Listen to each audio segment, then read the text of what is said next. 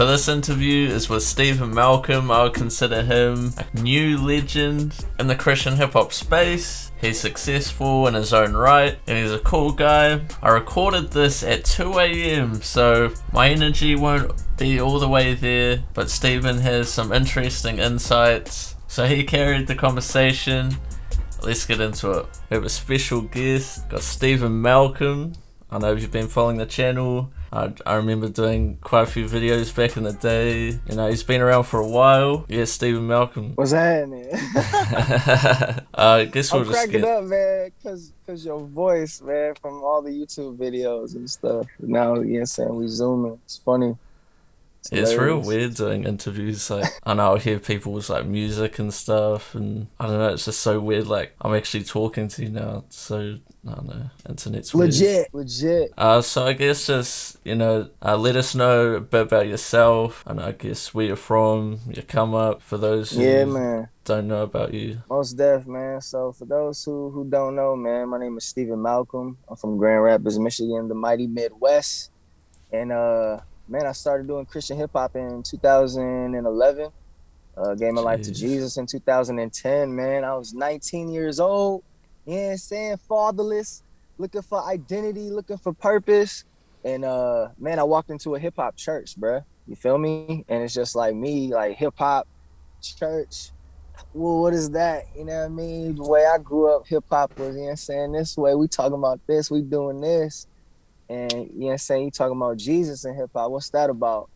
So, yeah, man, I went there and boom, God got me. You know what I'm saying, surrendered my life and really spent a year, bro, just getting rooted in Christ. Like, I really wanted to be, you know, a man after God's heart. And so after a year, the pastor was just like, hey, bro, it's time to serve. It's time to get out of pews and serve God's people, serve the church. And so hop up on that worship team. And I had a little talent of rapping, but that wasn't my thing. That wasn't my goal at all. But, you know, I hopped on the stage, man, and led worship. And really was the first time, like, I felt me doing something that impacted people. And I felt like that was my element. That was, you know, boom, this is my purpose. This is what I'm called to do right here. And yeah, man, so I really prayed about it. I was working in retail at Nordstrom for like 5 years when I like started doing music, prayed about it, and Lord was just like, go do it. So I did that, man, was grinding for like 5 years, you know what I'm saying, doing the independent thing. Shout out to Rapzilla, always pushing the boy on my little indie videos, you know what I'm saying, me and my homie shot, and I edited myself. And yeah, just was doing my thing, man, like really grinding, like living and breathing, literally sleeping at the church. Like the pastor like got a grant because what we would do is like we would take the studio and basically use it as a discipleship tool and teach like middle school kids how to record themselves and mix and master and stuff. And so I would basically just start sleeping at the church and recording my little mixtapes and my, you know what I'm saying, albums that were out when I was independent. And so, yeah, man, I really like fell in love with, you know, the craft of making music and just had a real passion for like, this is how I spread this gospel, this truth that, you know, changed my life and tell people about, you know, this father that I found. So then, you know, I get signed and then, you know, things take off and been doing my thing, and now I'm talking to you, bro. Jeez. So a hip hop church, is that what you said? I never even heard of that. Hey man, me neither. Never have that over here. 2010, bro. Yeah. Apparently there's like a few in the United States. But this one in particular, man, like lives and breathes real hip hop. For real. Well, I was gonna ask about your come up in like the industry and stuff, where you kind of covered a bit. I guess, I don't know, maybe, I don't know, a bit of a deep dive for like, you know, the people coming up in Christian hip hop and stuff. You know, they kind of just see, you know, Rapzilla or the few other people around, like ways to kind of come up. I guess share a bit of your story in that regard. Yeah. You know, what went Honestly, into that.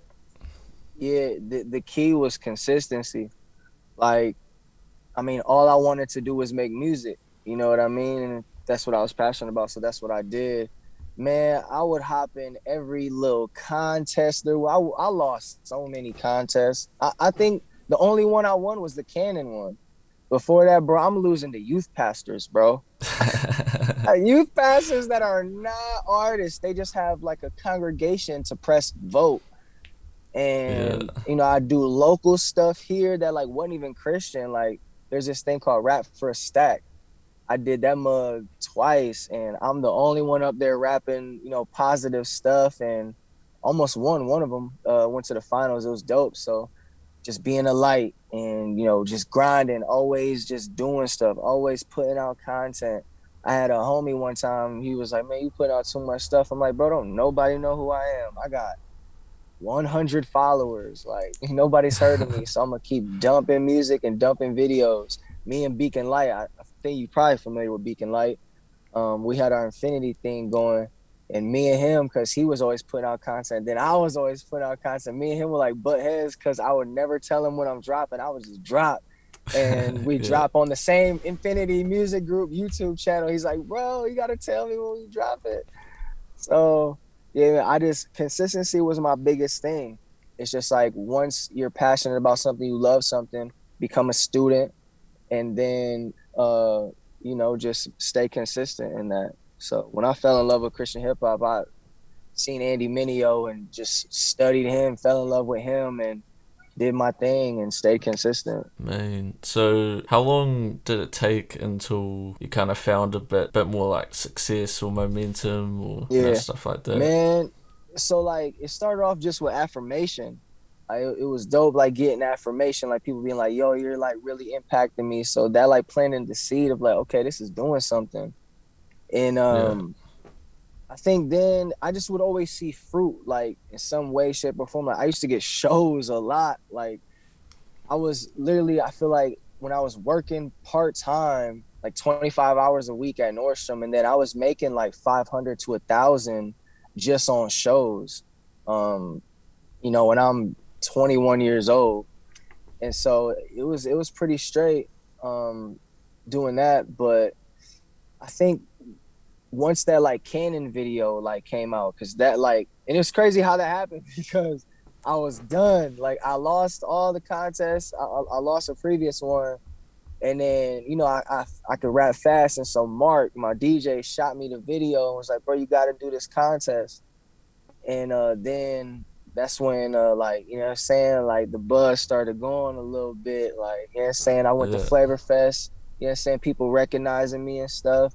And then that's when what happened was Dirty Rice seen that video, and then Dirty Rice shot that mug to Joseph, and Joseph seen that and was in the process of starting IVAV, and seen it, Oh, was yeah. like, "Okay, let me hit this kid up." So he hit me up on Twitter, and I Googled who he was, and I was like, "Okay, yeah, turn up. You going up." Yeah, man, it's crazy how stuff like that happens there, just Right. connections and never know who's Yeah. listening. So you just released your new EP, All Is True. Go and check it out if you guys want to. I guess, how has the response been to it so far? Yeah, man. The response has been dope, bro. The response has been the best response so far to any project. And I knew that would happen because this is like it's real music, bro. It's me. You know what I mean? It's finally a project where, yeah, saying I got back on track with the music that I want to make, my why, and the direction where I want to take the sound. So the response has been what it was expected. So I love it. Yeah, let's see. What would your favorite song be from the project? Man, I love Autopilot, bruh. Like the rawness, the feel, how hard it goes. Yeah. Yeah, Autopilot. So you got nominated for a Dove Award. I know. How did that feel? It's cool, bro. Like it's always cool to get acknowledged, you know, for your talents and your gifts. And so it's super dope, man. It's super dope. I know I'm not gonna win this year. I know KB's gonna get it, but I feel like next year I'm gonna get it. You know what I mean? Yeah. I'm blessed to have all these nominations. It's dope. You know what I mean? But yeah, man. Next year is my year. What are your plans after this project? So, it's only, it's about 5 tracks. Yeah. Do you have an album coming out? Got a bit more than, for the people? Hey, David, listen, bro. Listen to me. Are you listening, bro? I'm listening. I know it's 2 a.m. You might be tired, Yeah, you're definitely bringing the but energy. bro, I got this album, bro. I got this album, bro. And listen, when I tell you it's gonna go down as like one of the dopest albums in Christian hip hop history, I really mean that, bro. And it's crazy because I said that in the interview yesterday, and last night my pastor, because he's one of the ears in my music circle, hit me back, and he's very critical. And that's what he said in the message. Like, he wrote me a big paragraph, like, you know what I'm saying, how great it is. But he was like, yo, I honestly think this is gonna be one of the dopest projects in Christian hip hop history. And so, yeah, bro, I'm proclaiming it. I'm saying it because I believe in it. And it's just like, all this true was the jab, was the appetizer of like, all right, bet, like, this is my sound. And so then literally, like, Joseph got me an Airbnb downtown Grand Rapids and sent me a folder. And I was like, bro, I'm going to work. Just send me the folder and I'm gonna knock my album out. So yeah, bro, I built this album, bro, from ground up, the concepts, the songs, everything. And it's the first time where I'm reaching out to homies who I really rock with in the culture. And bro, we Yeah. out of here, B. We out of here, bro. We out of here. The jab is coming. The straight right is coming after the jab. So yeah, bro, I got this album that, 2022 is my year, bro. You know what I'm saying? This year has been cool. We getting back on track. I had to, make some adjustments to the team, get my brand right, learn about branding, learn about, what I'm saying, what I want to do and why I want to do it. And yeah, bro, 2022 will be my year, bro. Album is nuts. Is there like a specific theme for it, or you're keeping It's that it's it's it's tight? it's my third album, bro. It's album 3. You know what I mean? So it's they say, you know what I'm saying, by like, your third year as an artist is when you get to really know yourself, is when you get to develop, like you're developed, you know what I mean? Like there's been some ups, some downs, and some learning curves, you know what I mean? And things like that. And so yeah, bro, it's album 3. So it's a start, man. The start of great longevity, man. I can't wait, man. Y'all gonna be blessed. What we shooting the first music video next week. Let's go. I'm telling you. It's gonna be crazy. So, You already know how we do with the videos, man. so what are your plans for like tours and stuff? That too, bro. I'm touring my first headline tour, like official tour. And I'm so excited, bro, because the thing is, like in Christian hip hop culture, bro, like the blessing that we get is we get booked by these churches. These churches will cut checks for us, bands, bro, to come out and perform and do our 30, sometimes 20, sometimes an hour set. And we do our thing. And then we'll post a picture with, saying, the 200 kids from the youth group behind us, right? But those 200 kids came to the church function because it's, the teen night, it's the youth conference. They came there because of that. They always go every year, and they came there. You just happened to be there. Stephen Malcolm just happened to be there. And so, like in the beginning, building the foundation, which is one of the most important parts for artists, there's no real like fan base building. You're just going to these churches and building relationships to go back to the church the next year. And that's just how the culture is. I'm not saying that's bad, but it's something that I wish I would have known. Like if I can go back and tell my younger self, I would be like, yo, really focus on these hard ticket sales. Try to build, like if I would have done like when I did Winter Jam, I would have really focused on like your markets and then go back and try to hit small venues. So it's just like, all right, bet, bro, with this album, it's going to be crazy. So it's that time. Like it's time to tour. It's time to get in the van, load the trailer up, sell these hard tickets and rock these venues, bro, because we already know who the Rager is. So we going to get it popping, bro. 2022 yeah, it's so is true, my year, like B. hard ticket sales, in Christian hip hop, like people just relying on, circuit tours or okay, bro, in our whole genre, like we're a subgenre, but there's a lot of artists who I can name. I can literally probably name like 10 to 20 artists in Christian hip hop. The only ones who can legit tour, like, have production with them, trailer, tour bus, you know, staff, is Lecrae and Andy Mineo. It's two, bro. That's like Yeah. saying that's like saying Drake and Travis Scott are the only ones that can tour. Imagine that in mainstream hip hop. The only artist Yeah. you can really see on the road is Drake and Travis Scott. You can't see no Lil Uzi Vert, and you can't see no, saying Snoop. Nobody else. They don't really be touring because they can't.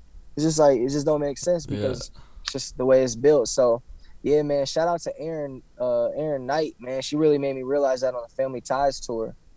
Like, cause everybody knows me, bro. I was on Winter Jam, I was on the Bible tour, I was on Live Original.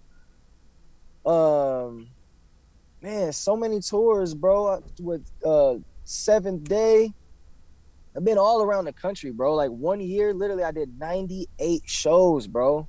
I kept track, Sheesh. 98 shows in one calendar year, bro. And yeah, bro, it's just like there was no capitalizing on, like, okay, did you build a fan base here? Let's go back. Let's sell hard ticket sales. See how, I'm saying, that is doing. And so we got to do that, bro.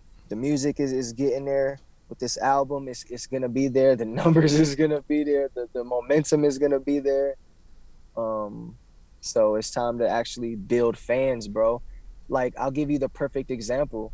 Um, I was at a show just recently. They booked me for this show. It's a festival. And I did a 40-minute set, 40-minute set.